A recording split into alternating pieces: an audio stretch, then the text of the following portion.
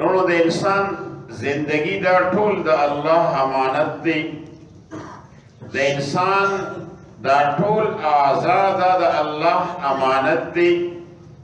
چې الله ذوالجلال او نبی علیہ الصلوۃ والسلام څنګه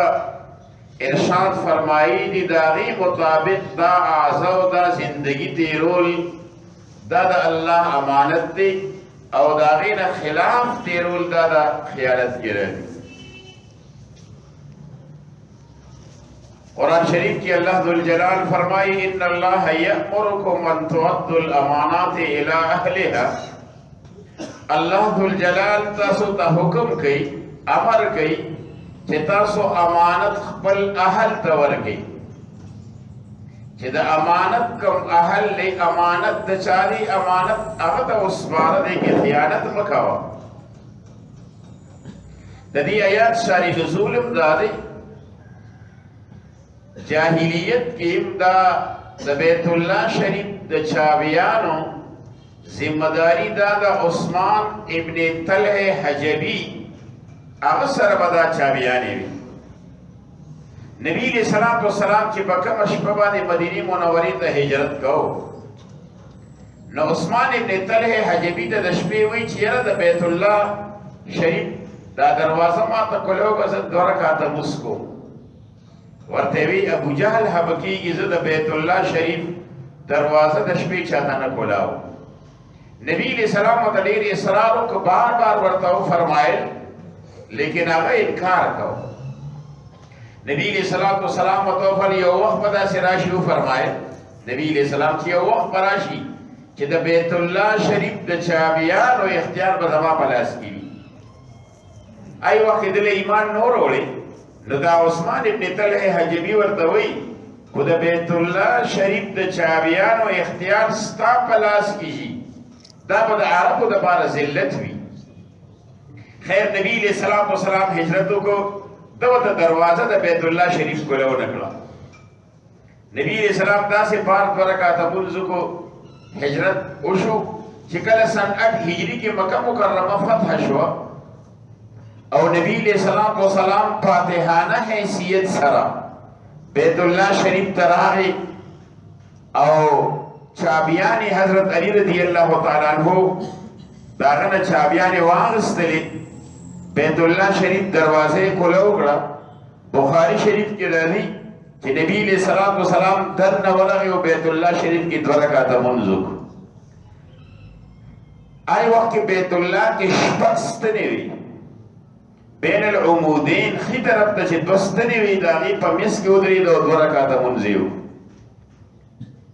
خیر 360 بوتانو نبی علیہ السلام اغا ابساور سریو بوت تباغو پخپل سر نگول کی تو بعضی تصویرونو دا اسماعیل علیہ السلام و ابراہیم حضرت اسامہ اولی گو اغا بوتانی ٹول روان کر تصویرونو چکمو غیر روان کر بوتان رو مرزیدن نبی علیہ السلام منز کو چه واپس روت اللہ دا آیات نازل کچھ ان اللہ یأمرکم ان تؤدوا الامانات الى اہلها اللہ حکم کی جتا سو امانت خپل حل دور کی نبی علیہ السلام ویسشو عثمان ابن طلحہ حجبی روی غص ورطوی دا چابیانی دا بیت اللہ شریف والا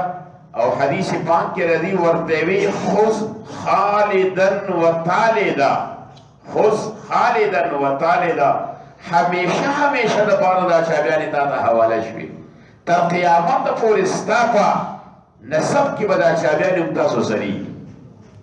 ورطے وی یرو سب مانا بزور چابیانی واغشتے علی سے مانا بزور واغشتے وی مالے بیارا کے وی اللہ ستا متعلق حکم نازل بدایاتی ورطا ہوا وی زمان متعلق ہوئی ہو وی ماتا کلمہ ہوئی ہو ماں مسلم اسلامی روڑ حدیث پاک کے رضی نبی علیہ السلام فرمائی اذا وسد الامر الى غیر اہلها فانتظر الساعة او کما قال رسول اللہ صلی اللہ علیہ وسلم ویچی کل اہل غیر اہل تا امانت حوالش یو کس دا یوشی اہل ندی او تا اغتا یوشی اوالک ندا دا قیامت دا علامون یو علامت اذا وسد الامر الى غیر اہلها یو کس دا یوشی اہل ندی او تا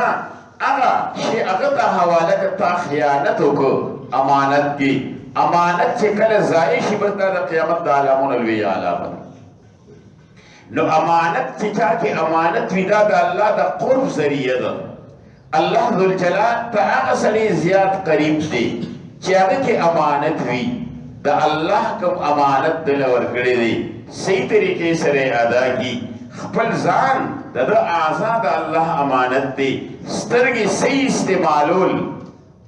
چې چاته نظر کول ناجایز دي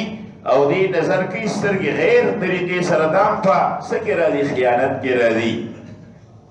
دا ټول اعضا د الله امانت دی الله موږ سره